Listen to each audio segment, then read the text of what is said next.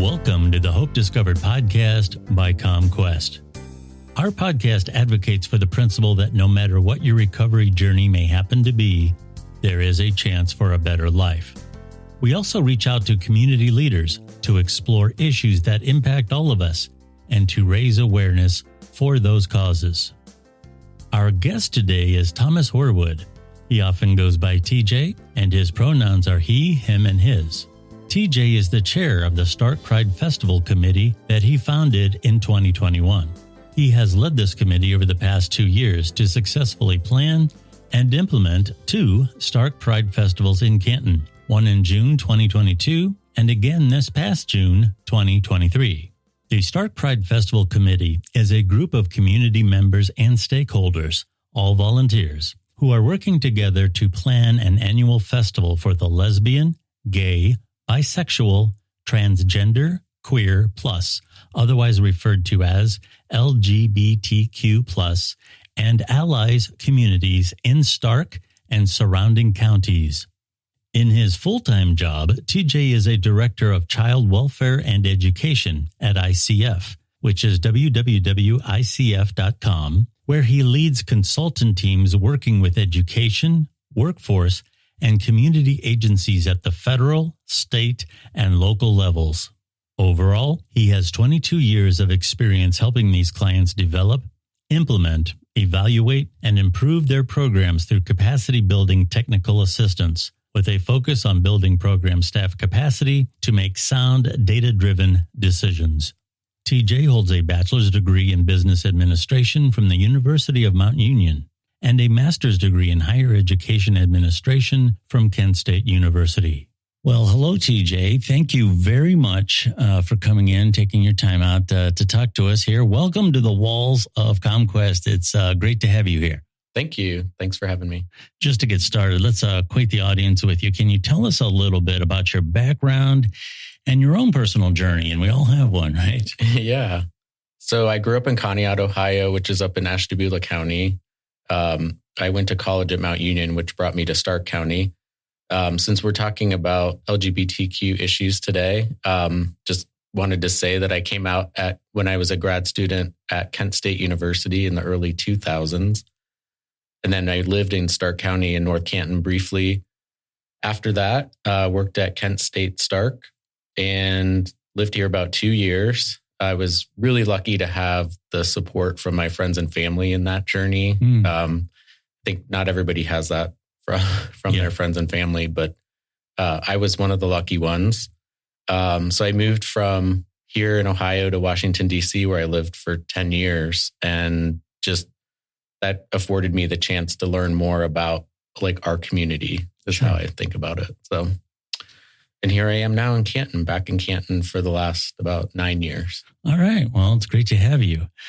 How did your position as an LGBTQ IA plus community leader evolve into what it is today?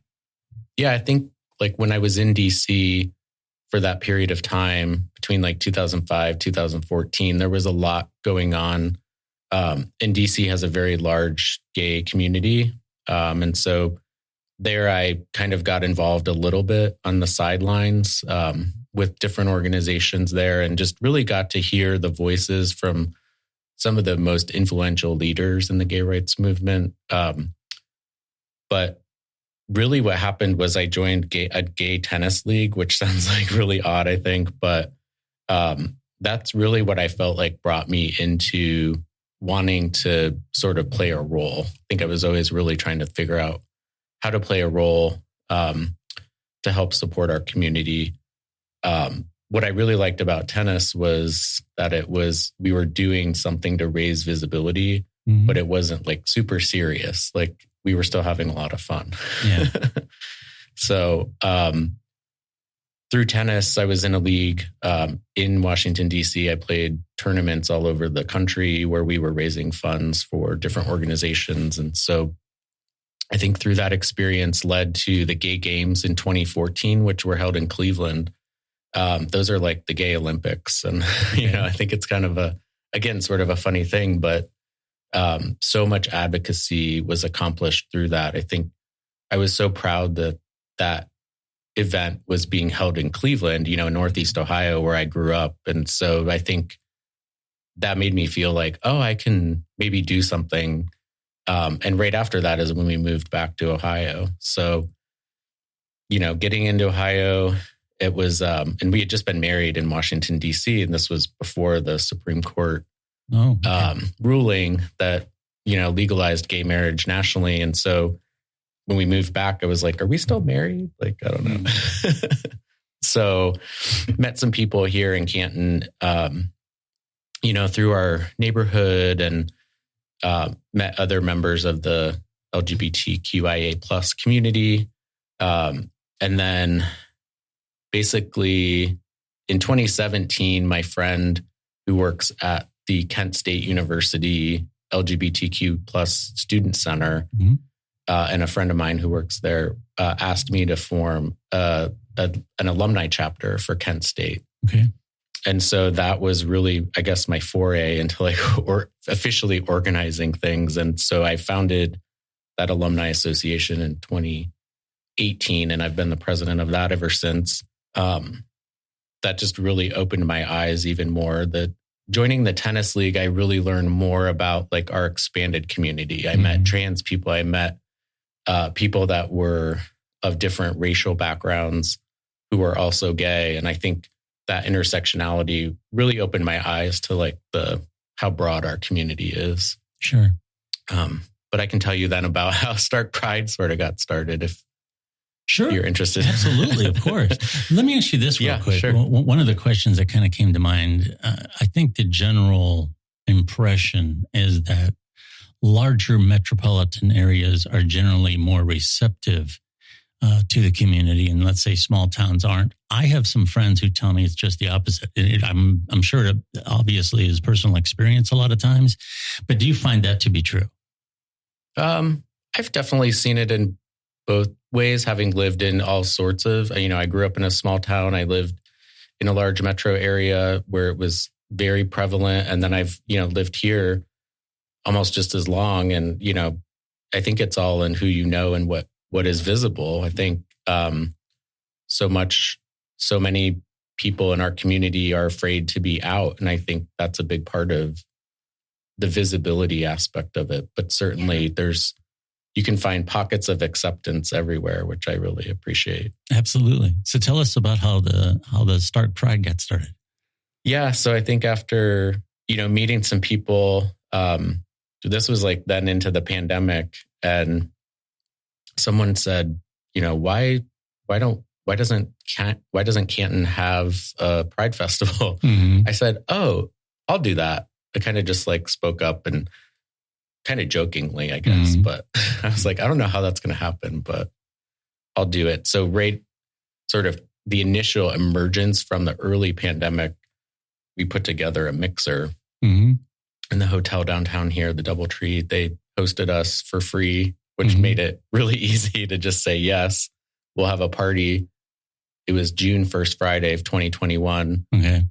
And we had about 75, 80 people show up. And that was, a big deal, I think, because of the pandemic and just coming out of it. People were masked still, some of them, but certainly it was great just to see the community come together. So there was definitely a need. And that led to signing some people up at that event to say, hey, do you want to join our committee? We definitely got started on it right at that point. We started meeting in July of 21. So it was a year-long visioning process. What did we want it to be? And through that, it was just amazing the amount of community support we got from organizations and individuals that just really wanted to see it happen. There was a group who was meeting prior to the pandemic trying to make it happen. And at the same time, Centennial Plaza was just opening in downtown Canton, which is a great venue for festivals like this. And so we figured it out. We made it happen in 2022. And then again, just last week in 2023. So we've had 2 festivals, and it's just been really great. We've gotten a lot of excellent feedback from the community. Yeah. I attended it, and I have to say, we spoke earlier, and the friendliness of everyone there, attendees, vendors, people who work for the city. It was just a very pleasant event. Given that you've belonged to this organization, you've started this organization, you work very hard in this community. What have been some of the milestones, some of the programs, some of the initiatives that have been undertaken that you feel are the most impactful? Yeah, I think what I've tried to really do through sort of a discovery process early on is to figure out what has been done already. It's not like we started this and it's the first thing ever, Sure. There's, I learned a lot about organizations that tried to plan festivals. I started learning about the bar history, the gay bar history in Stark County, which is really where I think a lot of the support was received and given in the early, mid-century or whatever, however long. But so it was really interesting to learn a lot about that, the history of the gay movement, so to speak, in Stark County. And another person I met was really active in other communities and had just recently moved here, Craig Covey, and he was really an early cheerleader for this to happen. So, sure. But at the time we were starting, 4 organizations have all formed in the last few years. Queer in Canton formed right before us. They're actually our fiscal sponsor for the festival. Okay. We started our committee. There's a group, LGBTQ, and Craig also started the Stonewall Dems, which is more of an advocacy organization. So there's a lot that's been going on historically and currently, which I think is just really shows the need. There's also several youth organizations through the school districts that have created space for our youth, which is so critical. There's the Ohio Mama Bears of Stark County who give out, I don't know if you saw them giving out hugs, free mom hugs, free dad hugs at the festival, but they meet monthly and just really support their kids and their chosen kids, so to speak. There's a lot of religious institutions in Stark County. We had several of them at our festival. Absolutely. That are congregations that are choosing to become affirming, which is huge. I think having been married at an affirming church in DC, I wasn't sure that I'd ever find something like that here, but historically, New Visions has been, I think, one of the leaders in that Stark County. So learning about some of the initiatives that they've really been pushing way before I got here. Sure. So, and we're seeing a lot of companies that are starting to more outwardly support our community locally here. A lot of them sponsored the festival. So that was great to see. Are there current programs in particular that you would like to share or tell us about that are actively going on now? Yeah, I think, the festival we just had last week, Sure. I can report we had over about 40 sponsors or grantors, 35 vendors, 80 exhibitors. We think we had thousands of festival goers. The data is still coming in. And we also had our inaugural Pride Walk, where we wanted to elevate visibility and support from organizations. I think there's lots of activity going on. The Queer in Canton group is opening a community center here in Canton, August 25th of this summer. So I know they've been working hard to develop programs, support groups, meetups, things like that, just for people to come together, advice and support for different parts of our community that they feel like they can reach out and just connect with people. So that community center, I think, will be great for Canton and for Stark County to have a place where people can gather and feel comfortable going. Sure. I think there's a lot of, we'll have other events throughout the year for our organization. And I think some of these other organizations I mentioned. So there's lots of different opportunities through the religious institutions that are affirming. I think they offer that. The healthcare providers in our community, I think historically have been serving our LGBTQIA plus community. And I think they continue to outwardly show that support. I think that's great too. That's fantastic. If somebody really wants to dig in and really get involved, what are some of the opportunities that are available for advocacy, support, and collaboration with the LGBTQIA plus community? And also for those who identify as part of that community, how would someone get involved or get involved with events or seek support from this community in the Stark County area? Yeah, I think some of the organizations that I've named, I would definitely, follow them on Facebook or other social media or check out their websites. And, we as the Stark Pride Festival Committee try to, on our site, promote those types of activities and programs that are happening throughout the year. I think the best way to get involved is to just network and reach out to at least one person. If you're more interested in advocacy, find somebody who's out there, fighting the good fight. There's a lot going on in our state right now, unfortunately. Yeah. But there are people who are organized to stand up for what they believe in and advocate for our community. And I think, there's a lot of opportunity to get engaged in that. I think there's several organizations at the state level that are involved in that. And then I would just say, like, our community or our committee, we meet every month.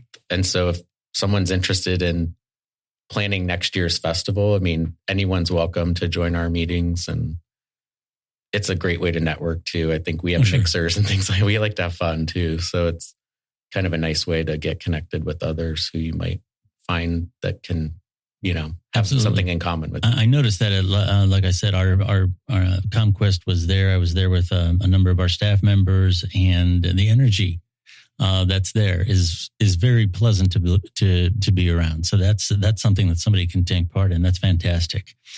You mentioned a lot of the reasons in our society today for people to be nervous, for people to be anxious, and I would say that's across the board. These are crazy times, no matter who you are. Our podcast, we often say, and this is kind of our slogan, for lack of a better term here at ComQuest, is that hope happens here. For those who are a part of the LGBTQIA plus community, their allies, or for that matter, anyone who is embarking on their own personal self-journey, what message of hope would you have for those who feel alone and that no one else will understand what they go through? Yeah, I think that's really important. I have a ton of hope for Canton and Stark County. I, chose to live here and move back from the East Coast. I think I've met a lot of people who are in that same boat. I think we all just really want Stark County to be the great place to live that it is. Mm-hmm. I think making it more open and accepting to people of all different backgrounds will even make Stark County better. People who have that sense of belonging. I think if you're not feeling that way, reach out and try to get connected. I think that's the most important thing to do. I think visibility is really important to making that happen. Yeah. I hope that we've done that a bit, at least for one day out of the year with the Pride Festival. But I think there are others who are really trying to make that happen year round.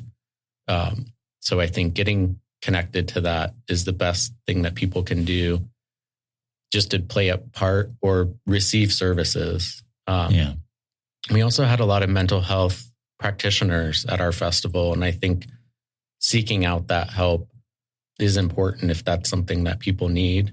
And don't be afraid to admit that you need that. And, we've all needed that at some point in our lives, I think. And there's a lot of affirming and supportive providers in Stark County. Mm-hmm. I think before, when I lived here, we probably had to go to Akron to get some of those services. And those are now becoming more available here. Sure.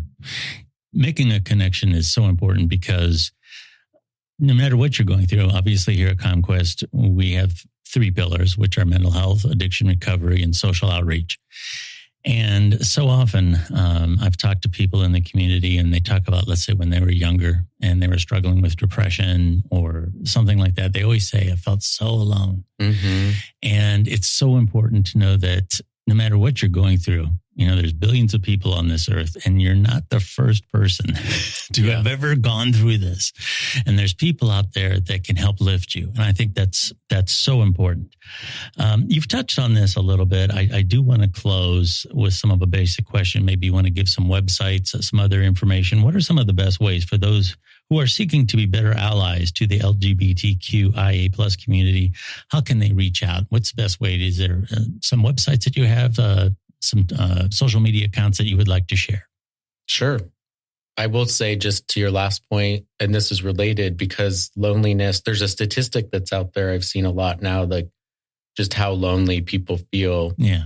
Which in this day and age with social media kind of contradicts itself. Absolutely. But I know there's also some dangers around that as well. But certainly the best thing that you can do as an ally is just to visibly show your support for the LGBTQIA plus community.